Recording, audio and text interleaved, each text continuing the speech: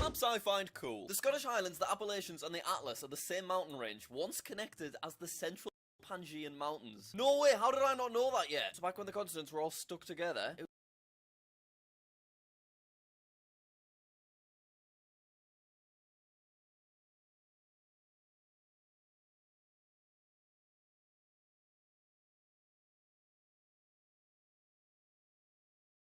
it was literally one big mountain range, and then they've gradually spread out over millions of years. That's so crazy.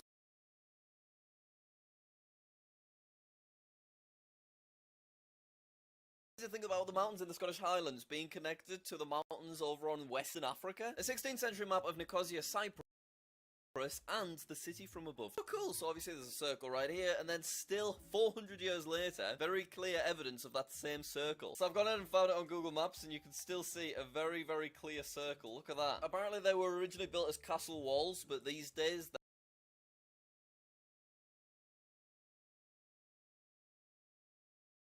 they're a car park. The true size of Africa, comparison of Africa's land area to selected countries/regions. So quite interesting to see Africa's height and Russia's width are roughly the same. Entirety of the USA comfortably fits inside of Africa. All of China fits with like 2/3 to spare. Brazil squeezes in easily. All of Europe is also in, and you don't even have to move Iceland. And India nestles nicely on the Horn of Africa. Africa is bloody huge. USA's regional preferences for curse words.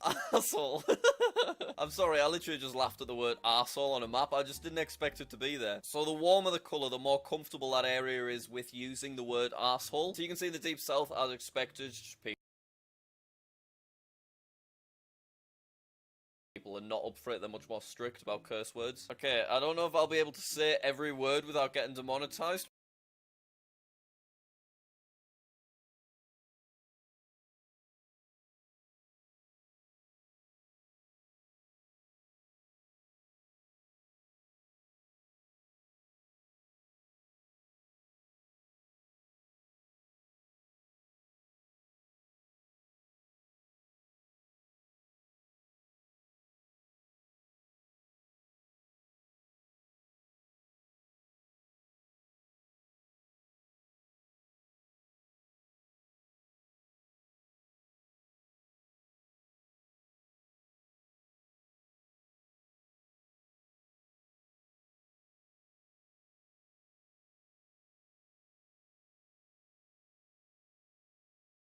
Just a tractor. Keep in mind, New Zealand was never invaded by Japan, so maybe that tank did put a lot of fear into him. And can you really blame him? This thing looks terrifying. I've been so glad we is now unified. Me too, responds East Germany. Unfortunately, I can't have the generals in Butenschraf. I understand, says East Germany again. Haha, suck to be zoo, says the no-no German standing next to a nurse Argentina. Ooh, how adorable. Wait, what was this trying to say? After reunification, relatively few NVA personnel remained in the Air Force. Wait, no, sorry, that's the Armed Forces. This isn't the Luftwaffe. Wait, does Germany still call their Air Force the Luftwaffe? So military members in East Germany weren't really treated the same as West Germans. Oh, that's why no-no Germany is laughing at in East Germany, because they fled to Argentina. Okay, I didn't know any of this, to be honest.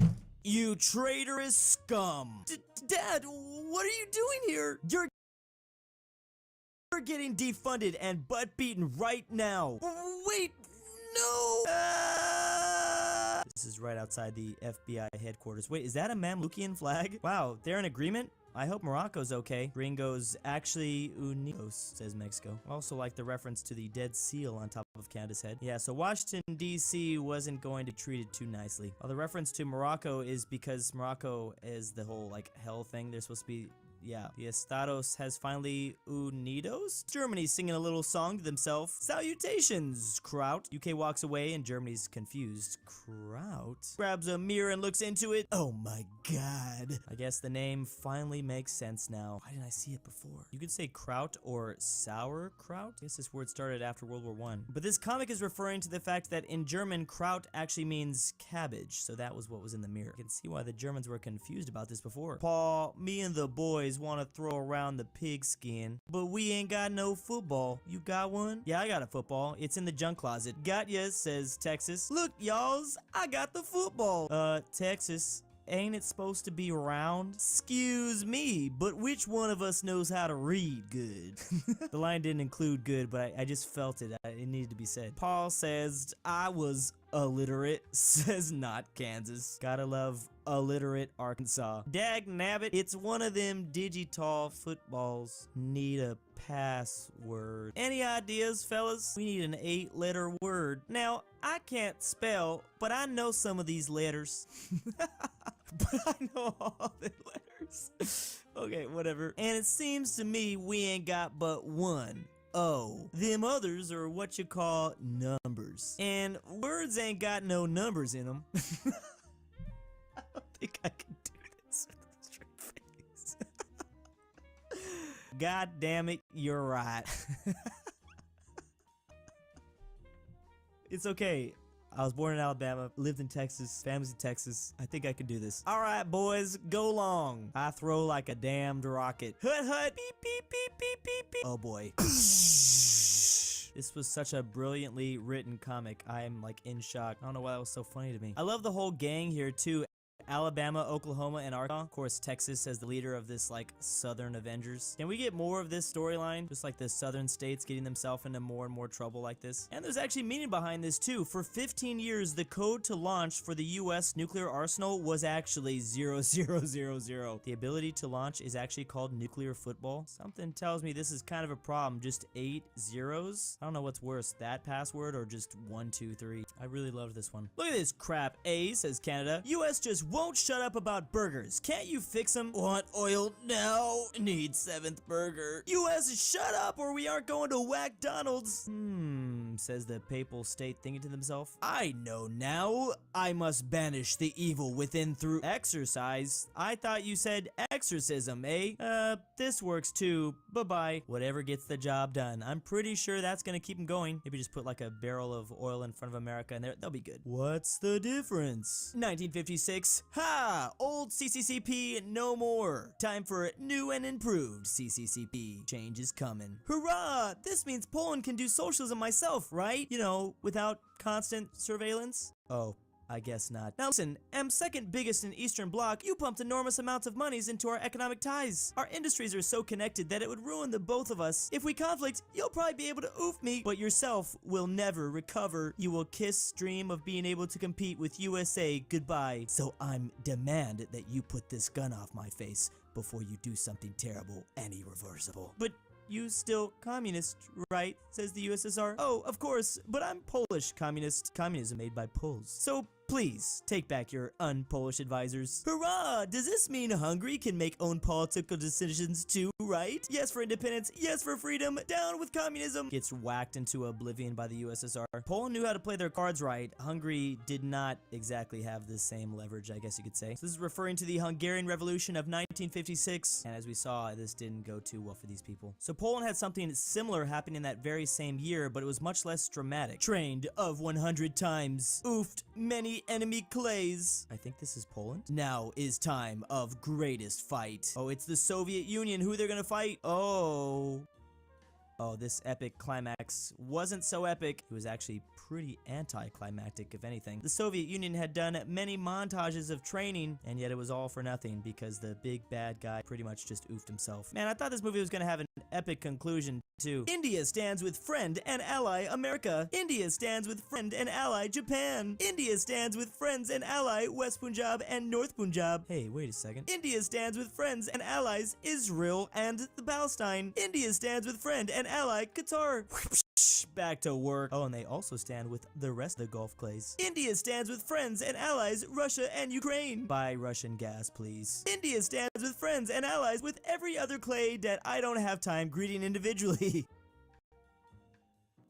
But that is one clay India just cannot stand with. Literally does not matter who it is. They could be at war with each other. They could be enslaving India. They could be old rivals. They'll stand with them all, but just not Pakistan. Interesting that they included Bangladesh here. I guess they're cool with Bangladesh. India is like the Switzerland of Asia, I guess. However, with just one exception, apparently. So America, can you take care of my children, says Spain. That will be done, Mexico. Aw, look at the cute little Panama and El Salvador. So kids, what's your opinion on freedom? Well, actually, me prefer of ideological left-leaning literally disappears into the void. And what about you, Egypt? Are you commie too? I love that Panama can only say canal, canal, some sort of strange Pokemon, but now they're pretty fearful. Canal? Getting Panama and Egypt confused is actually pretty clever by the USA. Two countries with both pretty famous canals. Oh wait, that was supposed to be Nicaragua. Whoops. In my defense, the drawing looked really similar. I mean, come on. Maybe I should have known though. I will say that. Freedom distributor is definitely one way to put it, America. One beautiful Sunday, the very hungry America hatched from its egg and started looking for foods right away, as it was very, very hungry America indeed. Pulling reading this little children's book. On Monday, it ate through Louisiana. Nom nom nom nom. Ah, bueno for you, Froggy. On Tuesday, it ate through Florida. God, I wish that were me, says Texas. On Wednesday, it ate through Texas. Why did I have to wait so long? On Thursday, it ate through California. It's for the better. On Friday, it ate through Alaska. Sad Russian noises. On Saturday, it ate through the Philippines. Oh, their stomach is really starting to growl now. And on Sunday, again. Oh, that's the last time I eat Asian food. Pretty clever, because this was like the last thing the US took before they kind of just stopped eating things. Well, there's also Hawaii, which wasn't included, but yeah. Wait, please tell me this was a reference to the hungry caterpillar? Yeah, I'm pretty sure it is. The very hungry America. Yeah, we also need Puerto Rico, but I like that he was heading very clearly east to west, even if it was on the other side of the globe with the Philippines. Love the old reference to colonial America. We have like an old Spain and France. The 18th Amendment getting passed. No alcohol. Hey, see this? We're taking the next great step, unlike you losers over the pond, always busy oofing yourself. Drunken warmongers. Barman, the usual, if you please. Afraid I can't, governor. Finally, I get to say governor. See that? Honey, take another drink. We can't back home, remember? Oh, well, there's that nice speakeasy the mafia runs. But I will, dear. Flat out of beer, we are. Oops. I actually never considered this. Were there a lot of Americans going to Britain for their alcohol? Many European novels depicted how Americans would drink in Europe, mentioning how they couldn't do it at home. I didn't even consider this aspect of prohibition. That's a whole mess to think about. Other countries are probably so mad at us. Japan stabs a USA ball, pulls out a pretty dead Hawaii. But the USA with the reverse card, they're going Kirby mode on them. USA's eyes are still sizzling after all that. Wait, but Japan is okay somehow. Or wait, maybe not. I think they just became well, they really did go Kirby mode, except they stole our powers. Started as the Imperial Japanese flag, then stole the yeehaw in us. Never thought I'd see Kirby represented in country balls, but it's kind of actually perfect. You pearled your last harbor. Perfect title. Alright, mateys, says Somalia to all these other balls. My Caribbean brothers, I is gonna restore your pirate spirits. We's wills rise together in former glory and plunder to us heart content. We is rule the seven seas.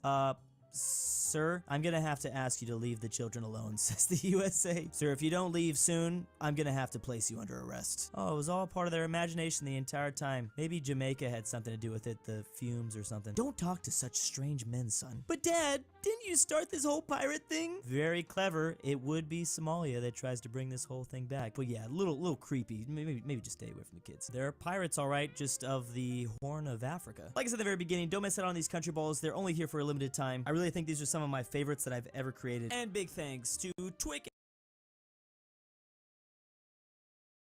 and Hamster, the Polish, Lithuanian, Commonwealth, Drew's Argentinian grandpa, Austin Powers.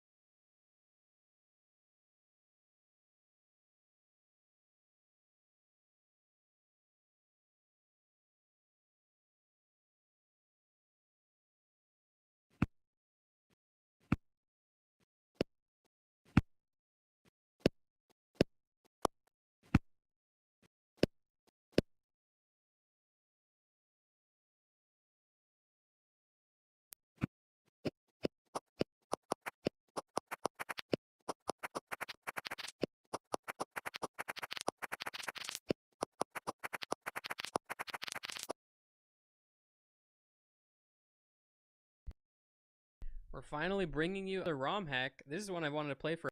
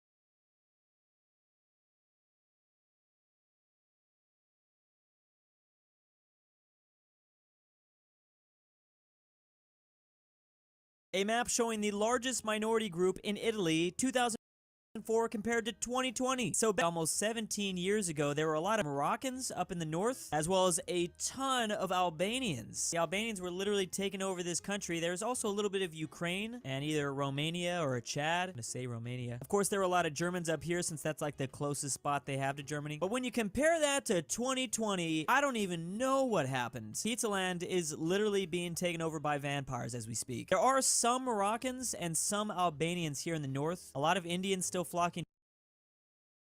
There are some Moroccans and some Albanians here in the north. A lot of Indians still flocking to this area for some reason. And then China has made a little guest appearance, but that's about it. It's just a sea of Romanians surrounding everybody, and I have no idea why. I guess just Romanians love Rome. Cities or towns with over 1,000 inhabitants. Now I know there is a lot of red on this map, but did anyone else expect a little bit more red? I mean, people have literally been in Europe for thousands and thousands of years, and I'm kind of just surprised to see that that there's still like a lot of rural areas. Of course, it's hard to live in like the mountains here, like the Alps, but Poland is relatively flat, I thought. Like, why aren't there just like red everywhere? I don't know. I just thought there'd be like almost no white in a map like this. There's especially a lot of white here in Russia. No wonder they kind of just get like rolled over whenever anyone attacks them. But then like once they get their stuff together and like get everyone to the front lines, that's when, yeah, the invaders realize they've made a grave mistake. Look at Iceland. Like, nobody lives in Iceland. But then again, it's a massive volcano island. Why would you want to do that? Italy actually seems to be like the most packed in. Ireland also doesn't have as many towns as I think they would have, but you know, potatoes. A satellite view of Northern Europe right now. Does anyone else feel like this is probably not a great place to be at the moment? It's looking very cold and very barren. Honestly, I wouldn't look at this and think, yeah, there's definitely a couple million people that live over this way. I also can see why now all of Norway's population live along the coast. Well, they don't even have an option. These are like massive mountains right here, but it's weird because Finland and Sweden actually have like a ton of lakes, but they all just look frozen right now. Hey, win for Denmark. That doesn't look too bad. Countries where English is an official language, French is an official language, Arabic, and finally, Spanish. English looks like it's winning, but France is looking pretty good too since they have Canada. Canada's like second largest in terms of landmass in the world. Oh, wait. They're both official languages. That's right. I'm dumb. I forgot about that. Arabic's not doing too bad either. I didn't realize that it was like all the way through North Africa. Of course, this is official languages. I'm sure they have probably multiple in some of these places. And then there's good old Spain. Basically, if you know anything about like colonial history, you'd be able to match up the reasons why. Interesting that Egypt does not have English as an official language when Egypt obviously was colonized by the British for a little bit there. I like how they just don't include most of Asia because it's probably just too complicated. Way too many languages over here. I've actually learned right now, though, that this might be a little bit wrong because the US doesn't have an official language. The most commonly used language is English, but it is not official, I guess, technically. And this is not an uncommon thing. There's also Mexico, the UK, and Australia. There is nothing official there either. What even is the point of having an official language? Speaking of that, though, let's look at the US and see what is the most common language spoken besides English and Spanish, because Spanish usually comes in a really strong second place. So besides English and Spanish, because Spanish usually comes in a really strong second place. So this is a very diverse map. I'm pretty sure I've seen something before, but it's always still shocking how crazy everything is. We have Tagalog in California and Nevada, so a lot of Filipino populations. I like that Navajo is still doing pretty good in Arizona and New Mexico. Random scattered Chinese in Washington, Utah, Missouri, Arkansas, even in New York, surprisingly. French is the third most common language in a lot of these New England states. I'm assuming that has to do with its proximity to Quebec. There's also French in Maryland, North Carolina, and the only unsurprising one, Louisiana. Actually, maybe that is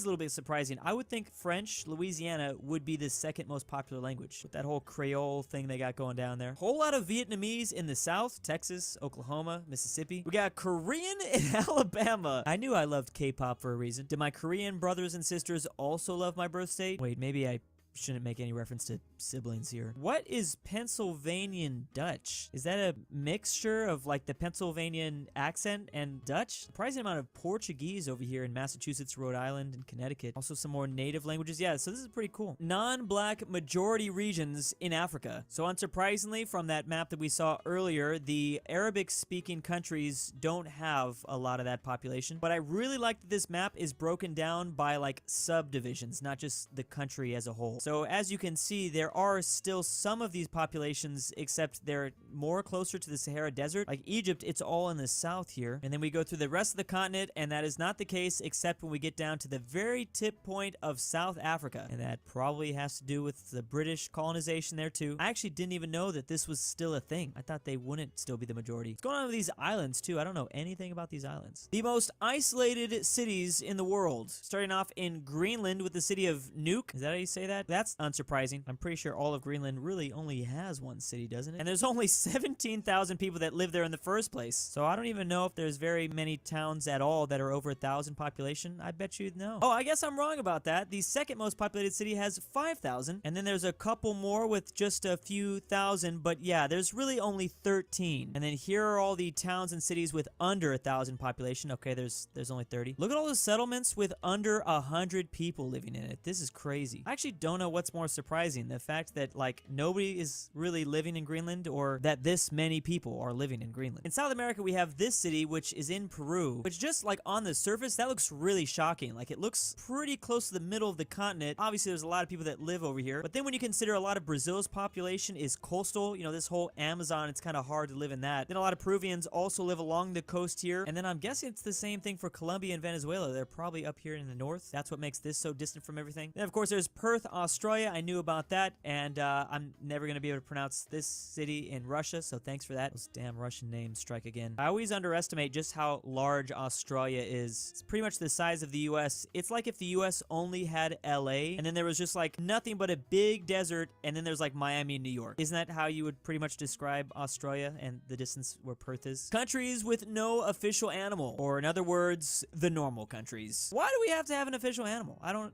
understand. I mean, I guess it's nice to do, but does everyone need to have an official animal? I guess I get Russia. I mean, they literally are bear people. But I feel like, you know, there's a lot of other places that they don't need it. We have Switzerland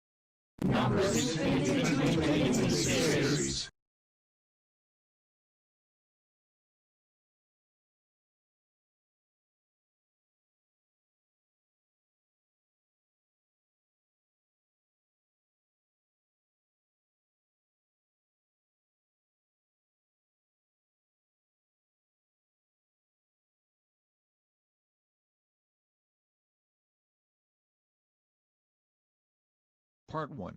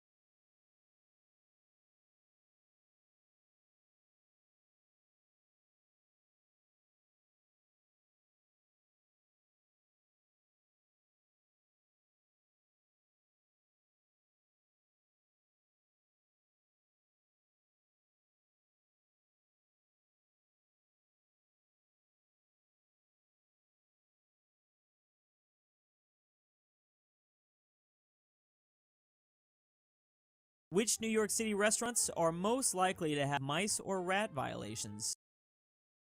That's a great way to start off a video. So the least likely place to have a rodent infestation would be a donut shop. On average, it seems like they might be keeping that stuff pretty clean. Then it goes hamburgers, juice/smoothie, coffee, and then Tex-Mex. I always find the word Tex-Mex to be like the most strange term. We do not use this in California. Basically, all our food is Tex-Mex, I guess. But there seems to be a pretty big jump when you get to these seafood restaurants. Weirdly, frozen desserts is pretty high. Why would mice and rats like that? Then we have American, Asian fusion, sandwiches, chicken, Japanese, and it gets pretty unique down here. Oh my goodness, and everything above this dashed line means that on average, at least 35% of these restaurants have some sort of evidence of rodents, I guess, being there. Is this real? That seems like really high. Evidence of mice or evidence of rat violations. Is this of all time? Hopefully. But then the worst of the worst, it comes to Thai food, Indian food, and then Caribbean. And the Caribbean is kind of destroying it. Actually, it's like pretty much a Thai, not really, but the Indian and Caribbean food is so far out there. Yeah, this is literally saying percentage of restaurants with a rodent violation. This is absolutely terrifying. I don't even know if I want to be reading this. I mean, all these places are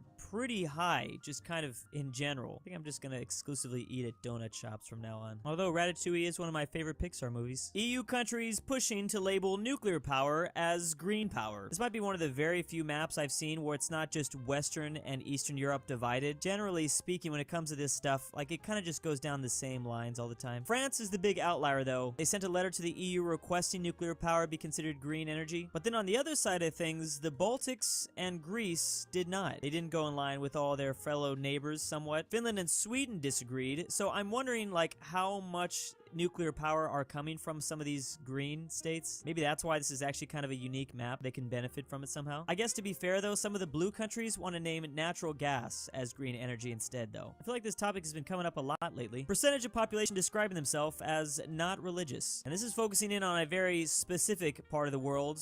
Between 2012 and 2014, as you can see, there's a lot of red. The highest we can see a decade ago is in Tunisia, only at 16%. Then about 6 years later, and Algeria and Libya have really had huge changes. Even Egypt, I mean, they jumped from 2.8% 0.9% to 10%. Same with Morocco. Yemen's the only place that went significantly down. But then when you single out the population that are between the ages of 15 and 29, things look even crazier. Libya jumps up to 35%. Tunisia's at 45%. That's almost half. Even Egypt almost doubles to 20%. Something's definitely going on here, and I never really expected that. How young can children be sent to prison across the world? Now we're talking. So the minimum age recommended by the United Nations is 14. So all the green countries are following that procedure. And then here's one of the outliers, Australia, which is at 10. And would you look at that? The US is beating the Aussies. We sending kids that are 7 years old to prison.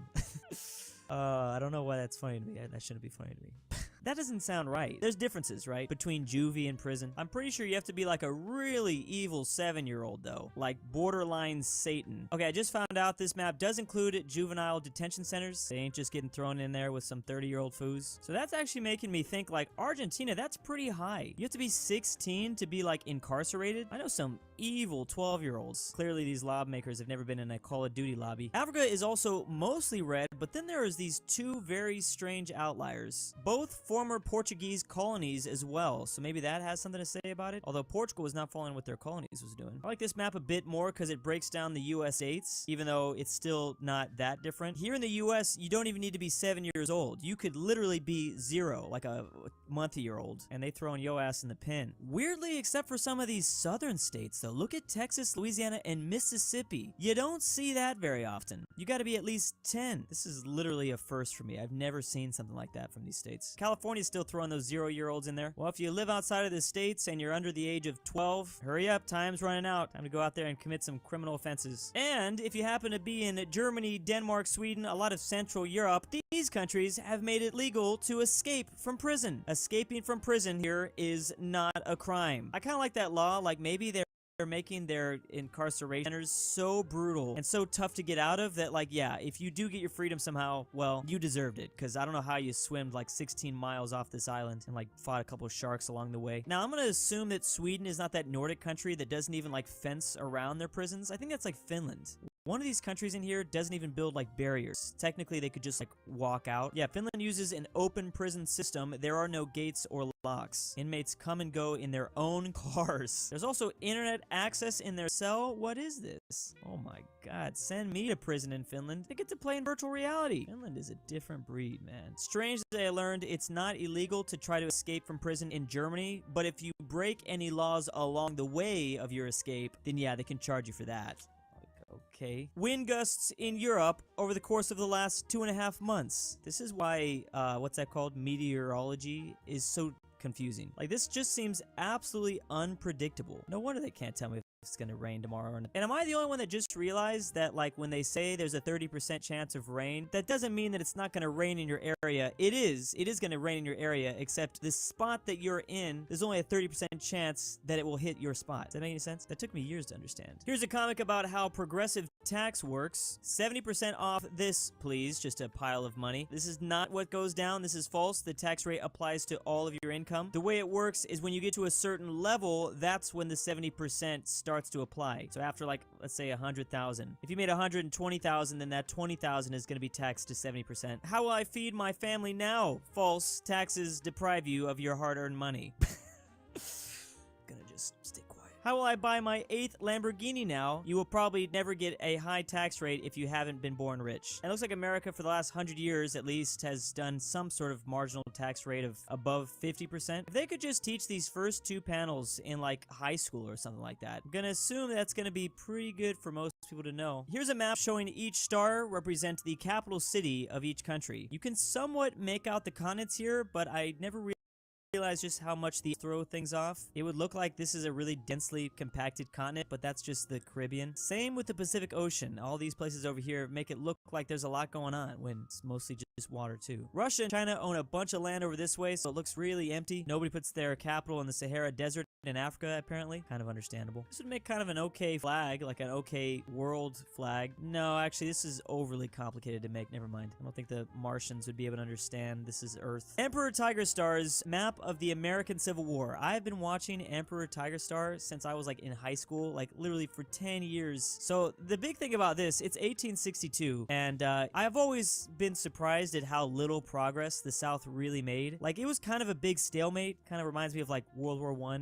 in the US. The South really like wasn't able to do much. I mean, look, they had a part of West Virginia, but then they're just getting stabbed right through Louisiana. By 1864, it's already almost over. They've lost all their gains, although they did like some pushing right here in Virginia. Got pushed back. There's also like little small skirmishes going on. Like, it seems like 20 dudes just like walks in and then they walk out, and then boom, these states have surrendered. Of course, it's going to be the northern parts first. Virginia was the first state to surrender. I didn't know that, but I should have known. Then the Carolinas followed. Florida was just now beginning to be invaded. Seems like they kind of surrendered a little bit early, but oh, look at Oklahoma was still going for a second there. I also find it interesting to see like the starting states were only Texas, Louisiana, Mississippi. It's like the coastal ones, and then by the end of the month, so this blockade goes down, and then literally like a month or two later, Oklahoma, Arkansas, Tennessee, like more northern states follow in. And couldn't there have been more? Wasn't Missouri on the line? Weren't they thinking about it? How many more states did they really need? That's what I wonder. Oh, I am forgetting that they did take a big chunk out of the New Mexico territory for a little bit. This is really just getting me excited for Victoria 3. 10 films directed by Wes Anderson and the actors he used. He enjoys using very similar actors, apparently. The big one being Bill Murray, though, with this line where he was like, is he in every single one? Or almost? But just about all of these actors have been in at least 4 of his films. He loves reusing these guys. Owen Wilson is pretty close behind Bill Murray. And then my personal favorite, Willem Dafoe. I'll pretty much watch anything he's in. Although, I must admit, I don't think I've seen a single Wes Anderson movie, to be honest. I have not seen literally any of these. Music revenue by format starting in 1975. Of course, vinyl, very popular back in the day. Then here come the 80s. I remember cassettes. I remember like pulling out the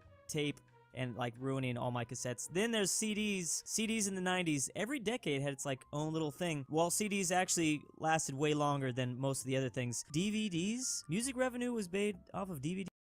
How's that happening? Then 2 comes along. CDs are overall still selling so much though. Who was still buying CDs in 2010? Did y'all not know about LimeWire? Boom, finally downloads passed in 2013, and then streaming is gonna just explode. It is destroying everything here in 2020. They still make 29 million off of DVDs though. How does that work? And what is other? Look at vinyl actually. Vinyl being around for 50 years and they're still making this much money off of it? More than CDs themselves. Aw, poor cassettes and tapes. Overall though, in order for streaming to catch the all-time income, it's gonna take a while. Over the course of the CD lifespan, we're able to make, is that $1 trillion? Can't you just put $1 trillion? I mean, people were literally buying those things like $20 albums for one song. I don't even know if they're ever going to be able to catch up to these numbers. The cost of a Big Mac in each country, we're starting in 2001. Norway has the most expensive Big Macs at almost $5. It is $6 for a Big Mac in 2007, 2008. Oh, Norway starts to get those prices down. Why does McDonald's hate Norway? Or is Norway like taxing McDonald's a whole bunch? Here comes Venezuela. Oh, is this just going to be like a economy thing? Inflation, stuff like that? Venezuela was really high for a second there. Now Switzerland's number 1.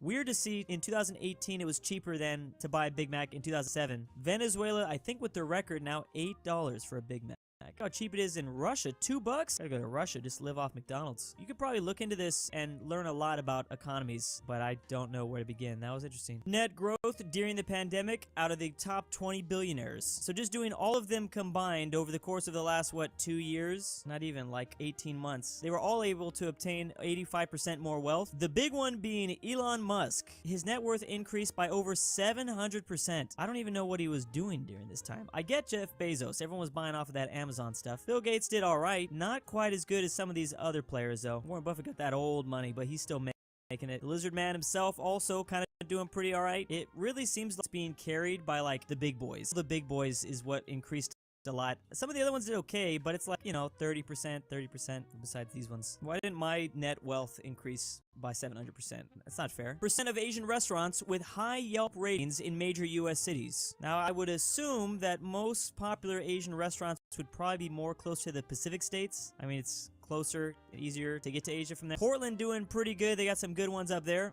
San Jose, San Francisco aren't quite as well though. It's San Diego, 69%. Everything in the East Coast though is struggling. Boston really not a fan. Now, could this just be like the people themselves don't like food, or are the restaurants just sucking? Maybe a little bit both. But yeah, they're struggling over here a lot more. But no one is gonna beat Honolulu, Hawaii. They are Asian food out there. Oh, and this size of the circle also shows exactly. So even though Portland's got this 72%, there doesn't seem to be that many. And I'm going to assume that if you have a lot of Asian restaurants, that's going to probably drag down the average. There's got to be more bad ones out there. The more you get. Boston doesn't have very many Asian restaurants, and they have low ratings. And here's that map on a simple bar graph. These percentages are based off of the restaurants that have at least 4 stars. So on average, 75% of the Asian restaurants in Honolulu have at least 4 stars. I wonder if the environment somewhat like skews this though. Like, yeah, we in Hawaii, we out here on a vacation. Of course, you're gonna just like probably be open to the food. But if you in cold, rainy Boston, you just got done with your blue collar job, and if everything isn't perfect, yeah, you probably might give it a bad rating. You really can't like judge off of Yelp. Yelp is so trustworthy. The Great Pacific Garbage Patch. I learned a lot about this thing. There's just this massive pile of garbage that's like moving throughout the Pacific. You can literally see it from like the sky or something like that. Well, yeah, you can, because apparently it is the size of Texas. It's more than twice the size of Texas.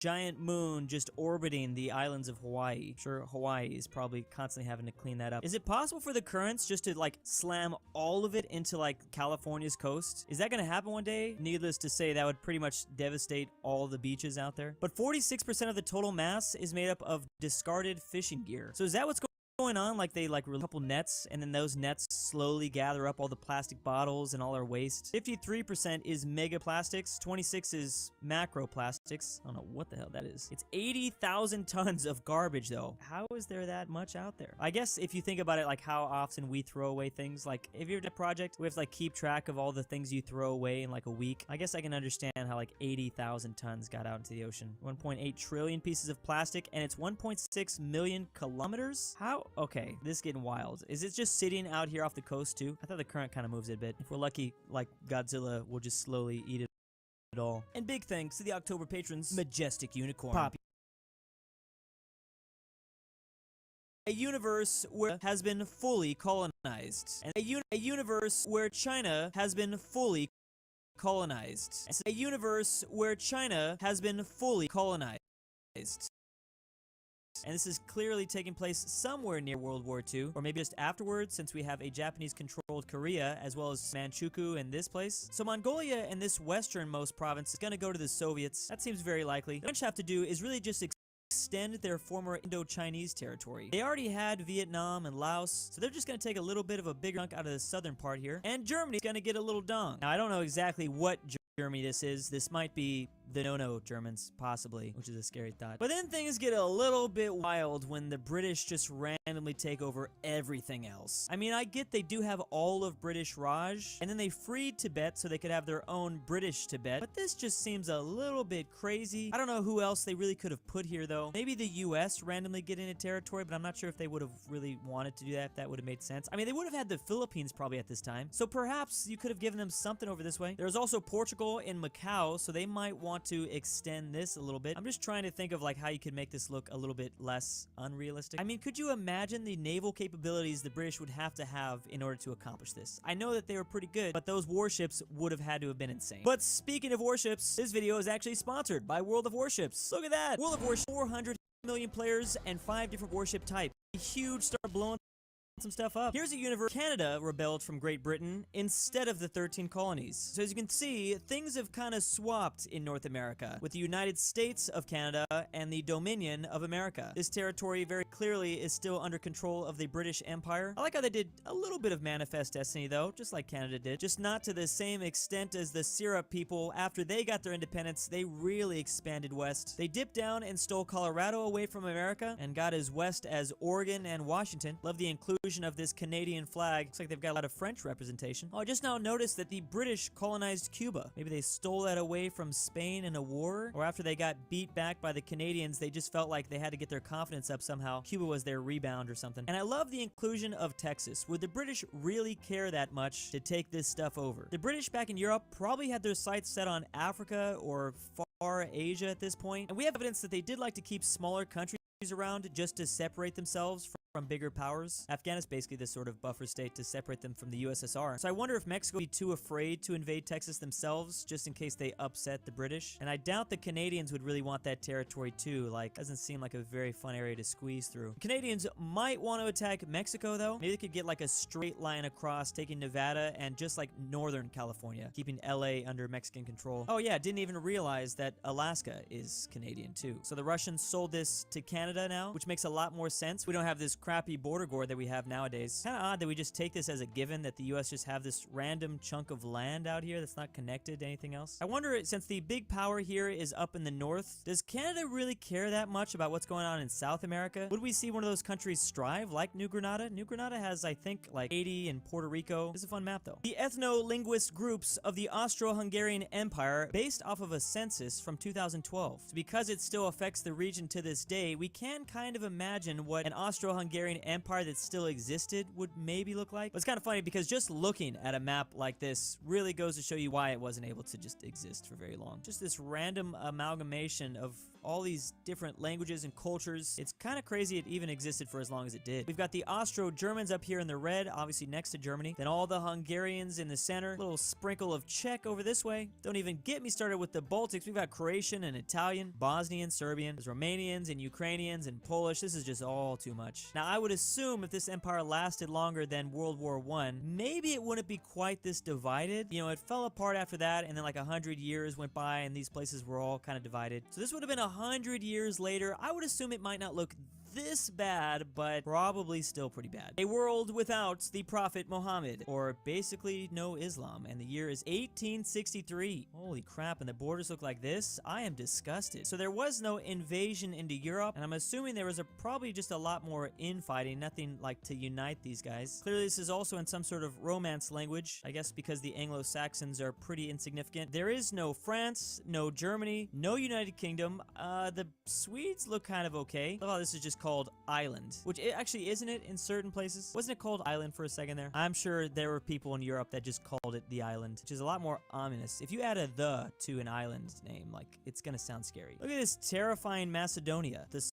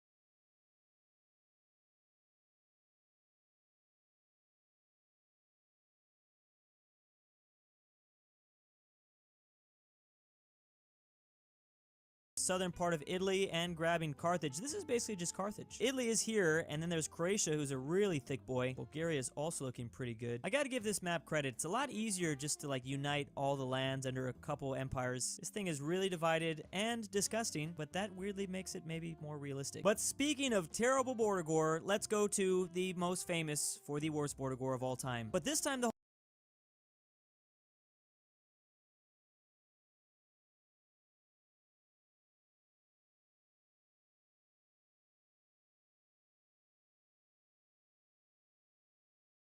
Holy Roman Empire didn't form around Germany. This is a really thick one that I think probably started somewhere in France, and they expanded way beyond the original Holy Roman Empire, getting Norway and as far east as like formerly Ottoman territory, even north of the Black Sea with the Kingdom of Crimea. How they got this powerful, I have no idea, but I do like the inclusions. I've seen this before where like France makes the Holy Roman Empire. Usually they just give them all of Italy. It's a lot more unique. They expanded to Greece too, and maybe all this power just off the coast of the English Channel could have made the British crumble. Now, does that mean we're gonna see a very scary, short German man rise to power? Not with a mustache, and no former painting career. I'm talking about like a Napoleonic German. Also, I'm really curious what this would do to colonies from the New World. I mean, would it all basically be colonized by this new HRE? Maybe like old Spain and like, I don't know, Scotland would get there. Would the Holy Roman Empire even care about colonies either? These Mediterranean states probably wouldn't do much, but some of these ones on the outside might be too small to really invest the resources in going to the New World. Population is 60 million, and there's a ton of different languages in it, 70 billion GDP, and the emperor is Louis VII of France. Are these the elector states too? Okay, I kind of want this mod in EU4. The Dutch Empire at its greatest extent, just after WW2. Oh man, if only this was real. I would love to see an epic Netherlands like this. So of course, they start somewhere in the lowlands. Belgium probably doesn't exist. Is that Doggerland? Just throw in Doggerland randomly. Oh, good, good. They kept New Amsterdam, and they even extended their territory in the US. They took a nice bite out of Germany after WW2. This appears to be Brazil, but I'm not sure. New Holland. The Dutch did have something in Brazil, I thought for a second there. They also took a chunk out of South Africa, or they are South Africa. No one else is here. They got the tip out of southern India as well as Sri Lanka. It's all Suriname also over here in South America. Some African colonies, of course, and then they gotta go with their good old trusty Indonesia. This Indonesia looks slightly bigger with this new peninsula that they have established. This would be quite the fun world. I hope they keep their orange flag too. I'm just such a big fan of orange flags. Like, it's very disappointing they changed it to this red, because chances are, like, if you have orange in your flag, I'm probably gonna like your flag. There's just not enough orange out there. If the small city-state of Monaco became a slightly bigger city-state, basically Monaco, if it was like Singapore, it's like a really rich small area, I really don't know how a tiny place like this could ever reclaim land, unless they had some sort of alien technology that made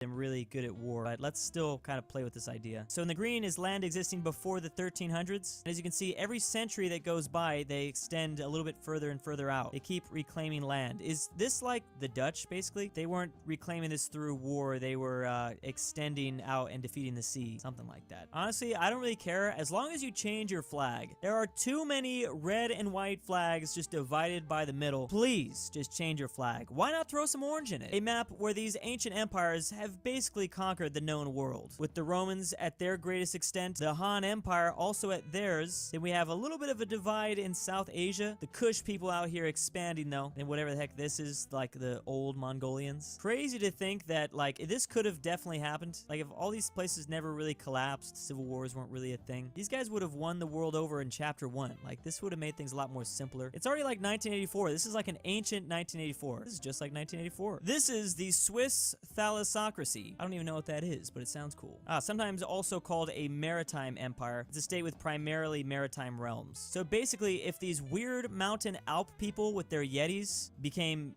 Venice, kind of. The biggest thing is they had to extend down and defeat Monaco and Genoa, taking this stuff. Then from there, they decided to put all of their efforts into some sort of navy.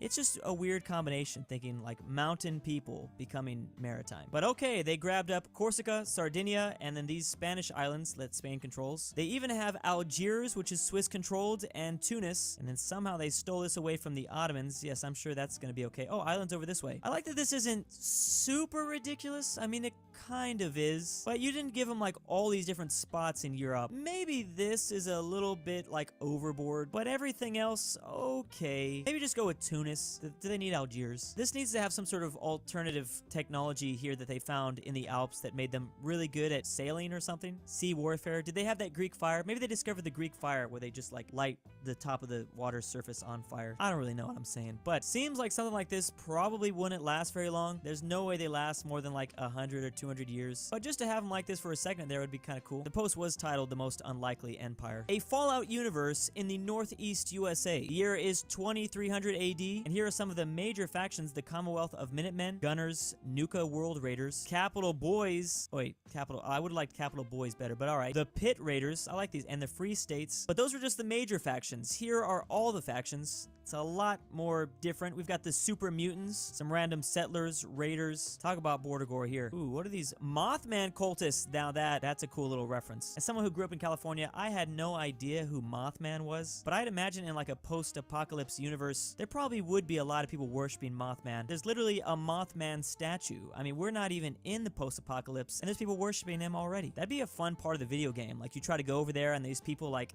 kidnap you, and they're preparing all night to sacrifice you to the Mothman. He comes down from the sky.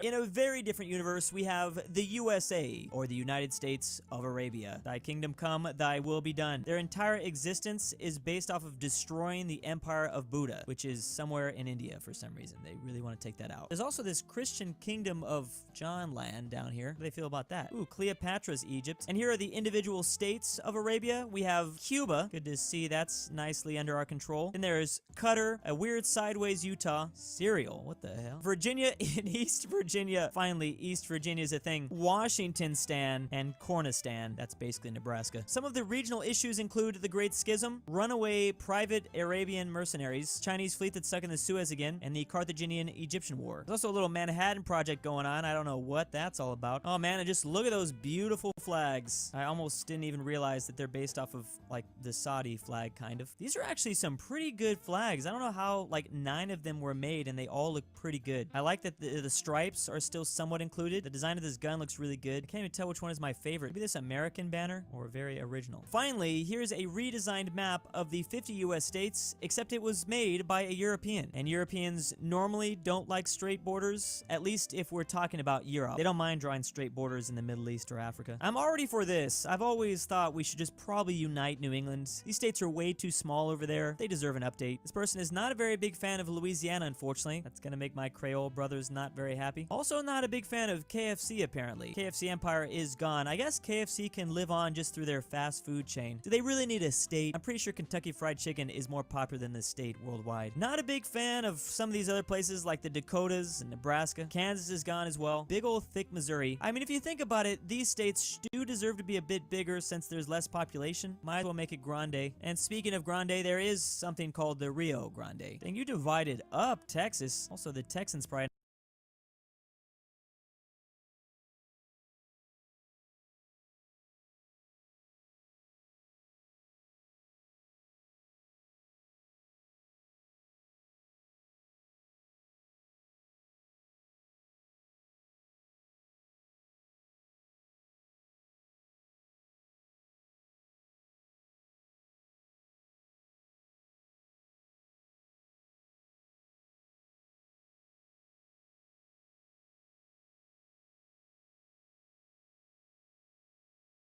not gonna be happy about this. At least you don't, like, not exist. You know, you're still there. Texas Plateau, Texas Gulf. I always hear that Texas say there's 5 different parts of Texas. Well, how about 2 different parts of Texas? Does that work? You kept California, interestingly enough, and then you combined Cascadia. This would be a pretty interesting place. Combining Washington and Oregon would make that place, I think, pretty strong. Yeah, keep the capital as Seattle. Nevada is mostly a giant desert. Surprised that Utah just didn't annex all of Nevada. Ooh, there is the old Columbia that's back. Okay, the most egregious thing, though, I've seen, I know that my Michiganders are not gonna like this, but how did you keep this? One of the biggest changes I always see made, especially from, like, non-Americans, is they give this Upper Peninsula to Wisconsin or somebody else. I don't know why Michigan has both peninsulas. Well, there's some sort of war, right, that happened? I don't know. Ooh, look at big old Washington, D.C. Pennsylvania's gone. It looks like they almost designed this around rivers, which is pretty smart, or just more like geography in general. We really did just draw straight lines across whatever we saw. There's some good and some bad. I don't know. Let's see what other people think. But like I said in the very beginning, if you want to blow things up, check out that link in the description down below for World of Warships. And if you use that promo code FIRE, once again, you get 200 balloons,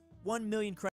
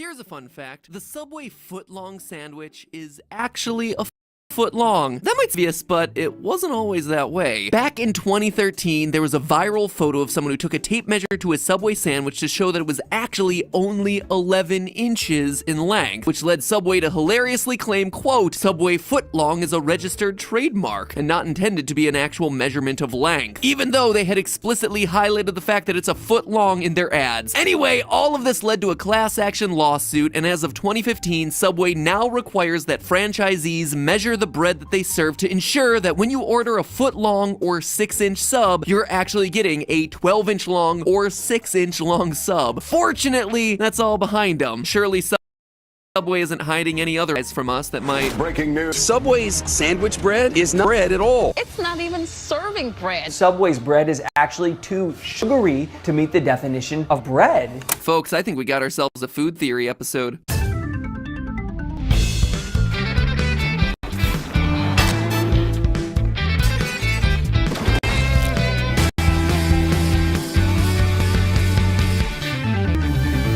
Hello, Internet! Welcome to Food Theory! Don't forget to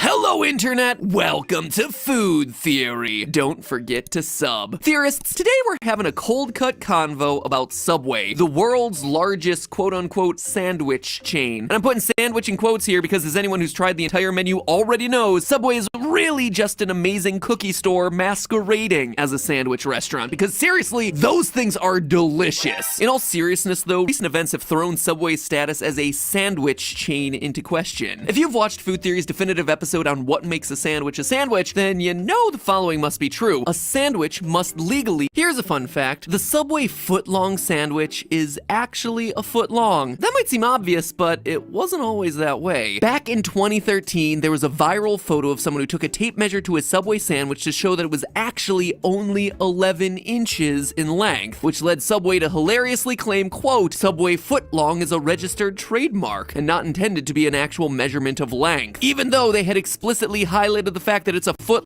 long in their ads. All of this led to a class action lawsuit, and as of 2015, Subway now requires that franchisees measure the bread that they serve to ensure that when you order a foot long or 6-inch sub, you're actually getting a 12-inch long or 6-inch long sub. Fortunately, that's all behind them. Surely Subway isn't hiding any other lies from us that might— Breaking news. Subway's sandwich bread is not bread at all. It's not even serving bread. Subway's bread is actually too sugary to meet the definition of bread. Folks, I think we got ourselves a food theory episode.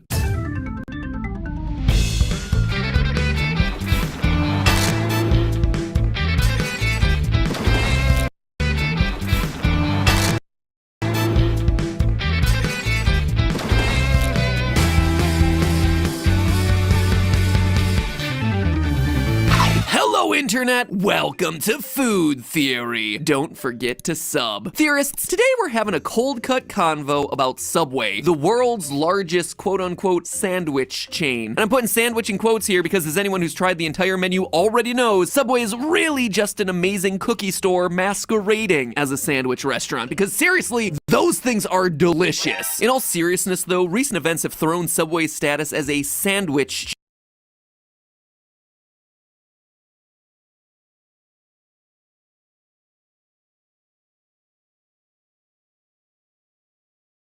chain into question. If you've watched Food